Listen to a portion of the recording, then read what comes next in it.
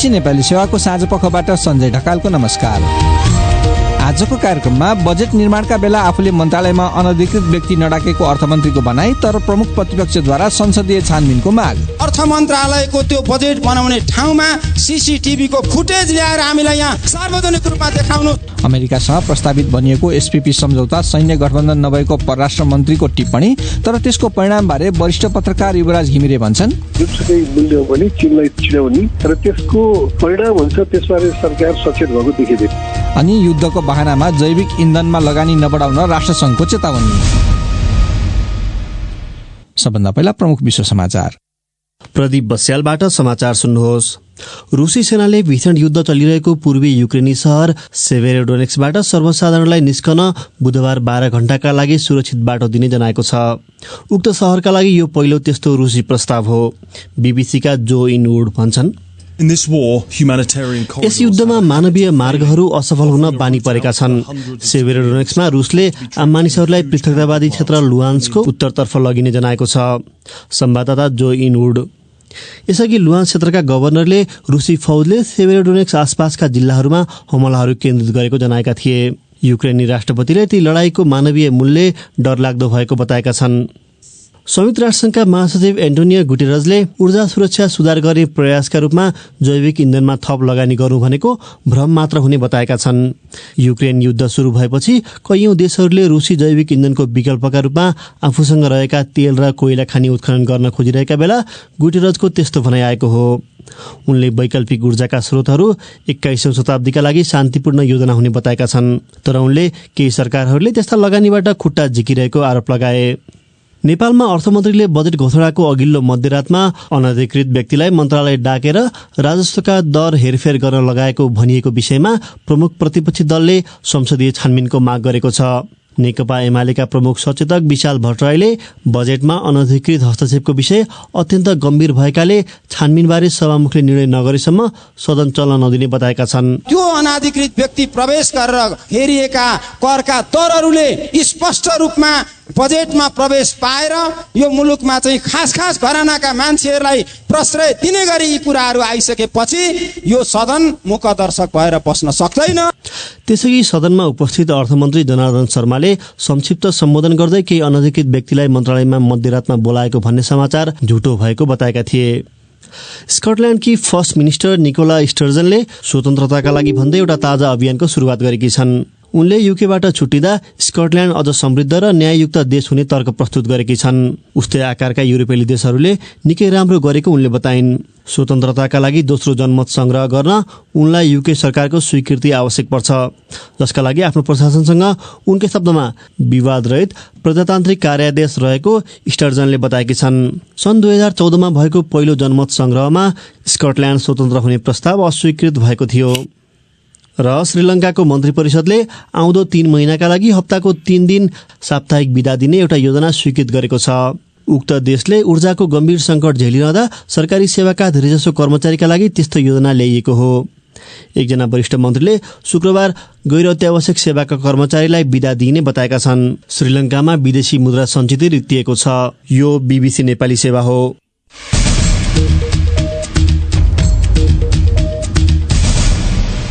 साझा पखमा यहाँलाई स्वागत छ। बजेट निर्माणका बेला अनधिकृत व्यक्तिलाई अर्थमन्त्रालयले डाकेर अर्थमन्त्रीले कर र राजस्वका दर हेरफेर गराएका समाचारबारे संसदीय छानबिन समिति बनाउन प्रमुख प्रतिपक्षी दल नेकपा एमाले माग गरेको छ। अर्थमन्त्री जनार्दन शर्माले आफूले बजेट घोषणाको अघिल्लो रात मन्त्रालयमा अनधिकृत व्यक्तिहरूलाई डाकेर राजस्वका दर हेरफेर गराउन निर्देशन दिएको समाचार झुट्टा भएको बताए पनि एमाले त्यसबारे स्पष्ट हुनुपर्ने भन्दै मंगलबार साँझ संसद अवरुद्ध पारेको छ। एक रिपोर्ट। बजेटको पवित्रतामाथि खेलवाड गरेको आरोप सोमबारदेखि झेल्दै आएका अर्थमन्त्री जनार्दन शर्माले मंगलबार साँझ संसदमा दिएको प्रश्नोक्तिले प्रमुख प्रतिपक्षी दल एमालेलाई सन्तुष्ट पार्न सकेन। लगत्तै एमालेका सबै सांसद उभिएर विरोध जनाए।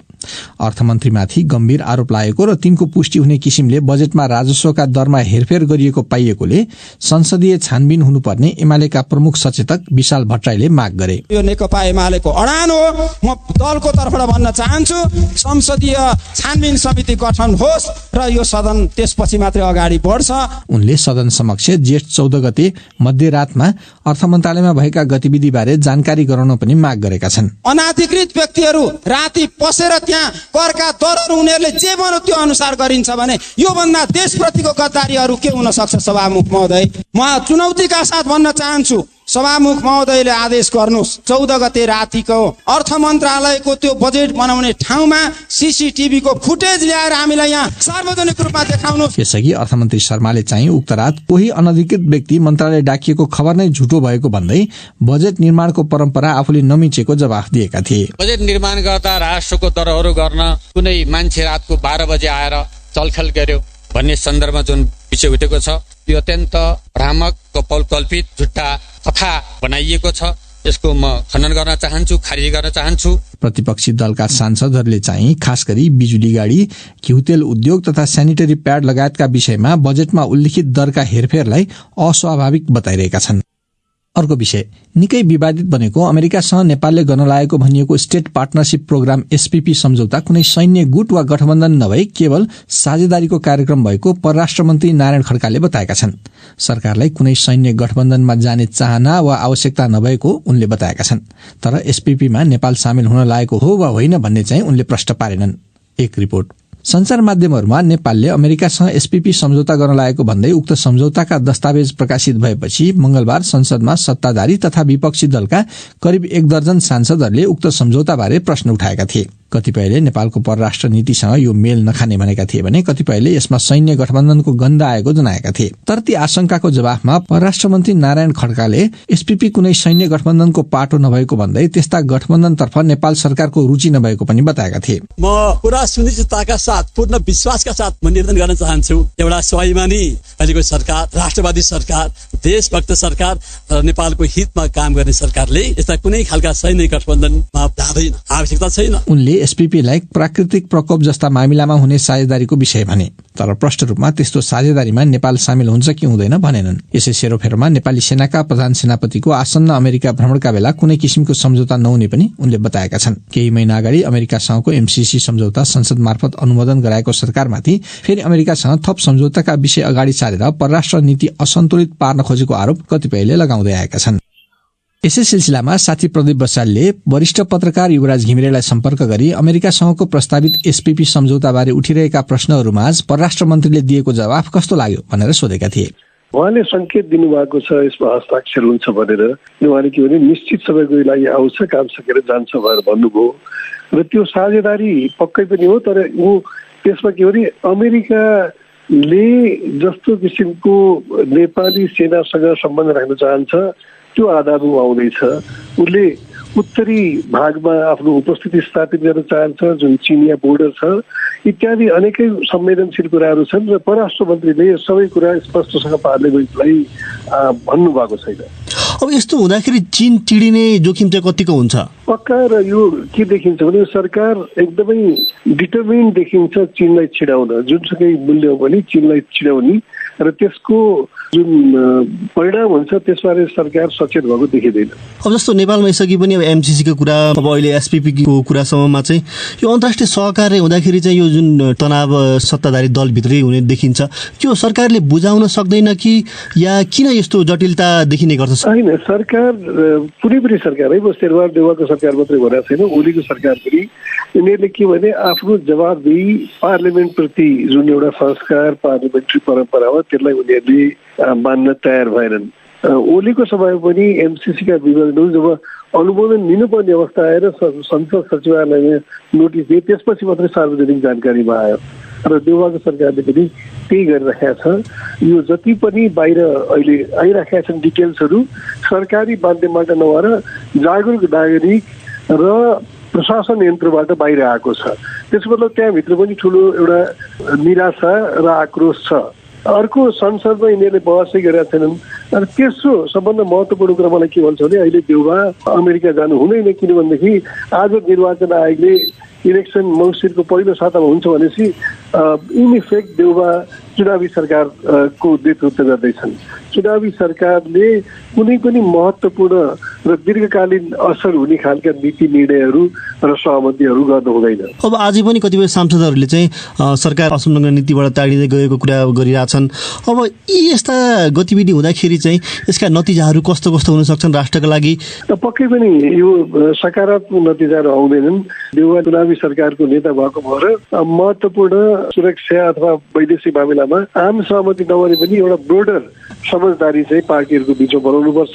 त्यसलाई पार्लियामेन्टमा ल्याएर डिस्कसन गरेर पार्लियामेन्टमा मात्रै होइन, हुइप लाग्ने ठाउँ मात्रै होइन, बाहिर पनि मुलुकमा पनि एउटा आम बहस भएर एउटा निर्णय लिनुपर्छ जहाँ अर्को छिमेकी अथवा अन्य कुनै मुलुकहरू चाहिँ अमेरिकालाई नेपालमा ल्याएर चीनका लागि नकारात्मक वातावरण बनाएको भन्ने आरोप नेपाललाई लाग्नु हुँदैन। अब यसमा अघि बढ्नु अगाडि चाहिँ सरकारले ध्यान दिनुपर्ने कुरा चाहिँ के जस्तो लाग्छ? सरकारले के बुझ्नु पर्यो भने ऊ एउटा डेमोक्रेटिकली इलेक्टेड गभर्मेन्ट हो, पार्लियामेन्टप्रति जवाबदेही छ, ऊ जमिनदार होइन। एउटा अर्को राष्ट्रको जुन संवेदनशील सुरक्षा र दीर्घकालीन रूपमा उसलाई असर पार्ने, उसको हितलाई असर पार्ने विषयहरू हुन्छन्, त्यसमा आम अथवा ब्रोडर एउटा अन्डरस्ट्यान्डिङ बनाउने कोसिस गर्नुपर्छ। र तेस्रो सिद्धान्त त नेपालले एउटा मुलुकसँग कुनै सहमति गर्दाखेरि अर्को मुलुकलाई चिडाउने कुनै पनि कुरा गर्नु हुँदैन, जुन गर्न गइरहेको छ सरकार। उनी थिए वरिष्ठ पत्रकार युवराज घिमिरे। साथी प्रदीप बस्यालसँग कुरा गर्दै एसपीपी सम्झौता तथा यस सम्बन्धी क्रिया प्रतिक्रिया बारे विस्तृत रिपोर्ट तपाईँ हाम्रो वेबसाइट bbcnepali.com मा गएर पनि पढ्न सक्नुहुन्छ। सामान्यतया कम पानी पर्ने हिमालपारीको जिल्ला मनाङमा ठिक 1 वर्ष अघि भएको असामान्य वर्षाले सिंगो जिल्लाको जनजीवन प्रभावित भयो। बस्ती, विद्यालय, बाटो र जलविद्युत आयोजनामा बाढ़ी पसेर र नदीले कटान गरेर अस्तव्यस्त भएपछि सरकारले मनाङ र अर्को धेरै क्षति पुगेको सिन्धुपाल्चोक जिल्लालाई विपद संकटग्रस्त क्षेत्र घोषणा गरेको थियो।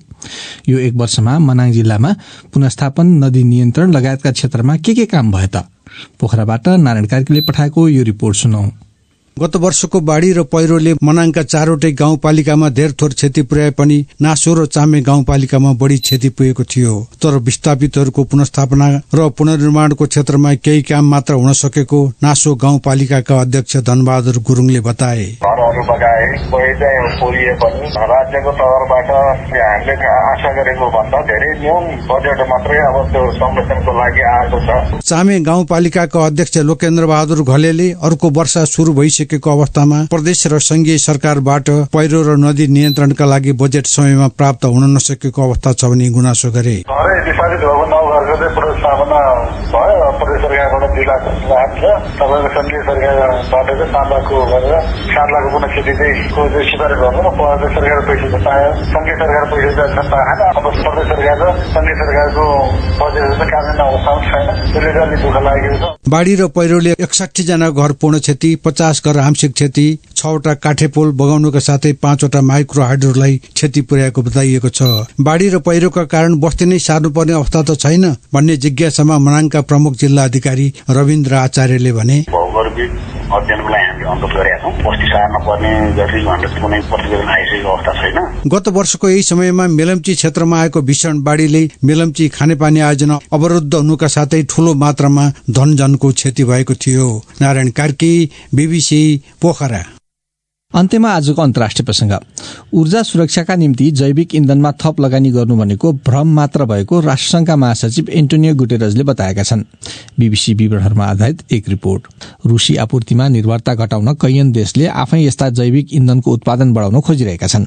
कोइला जस्ता चीजमा थप लगानी गरेमा युद्ध, प्रदूषण तथा जलवायु विनाशका परिणाम झन भयावह हुने उनले बताए। 21औं शताब्दीका निम्ति नवीकरणीय ऊर्जा नै शान्ति योजना भएको उनले बताए। भियनामा भएको अस्ट्रियन विश्व सम्मेलनलाई भिडियो मार्फत सम्बोधन गर्दै उनले देशहरूलाई निरन्तर जैविक इन्धनमा निर्भरता बढाएको बारे प्रश्न उठाएका थिए। कार्बन उत्सर्जनका राष्ट्रिय योजनाहरू अपर्याप्त भएका उनले बताए।